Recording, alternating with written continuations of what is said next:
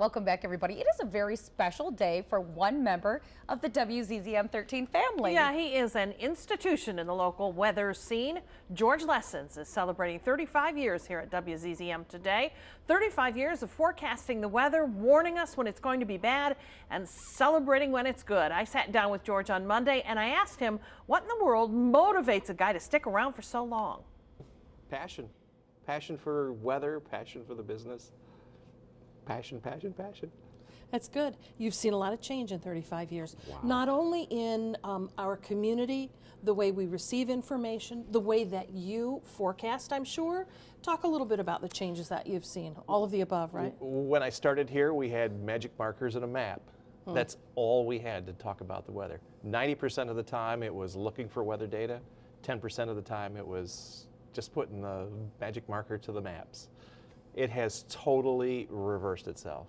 Now the weather just kind of falls in our lap and we just look at the data, make our forecast, and 90% of the time now it's making those pretty moving maps that we stand in front of and point at. You get a lot of crap at the grocery store though, don't you? When they don't like what the weather turns out, whether or not you were right or wrong. You get a lot of malarkey. That's right. I just sell the weather. I don't make the weather. So I have people come up and say, can't you make it sunny this weekend? And you know, you just put on a big smile and say, we'll see what we can do. That's about it. So memorable things that have happened in 35 years. Wow. There have been some memorable weather events.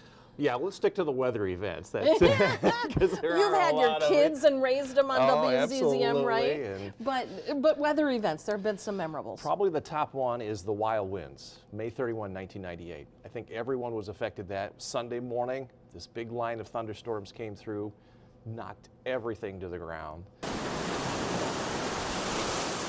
Lake Michigan makes your job challenging. Why would a guy stick around next to Lake Michigan, impacting everything you say and do? Well, location is everything about weather. Lake Michigan does have an influence, but this is my hometown. This is my home area.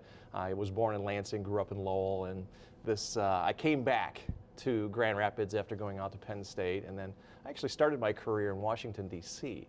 And our news director at the time plucked me out and put me back on the weekend news here.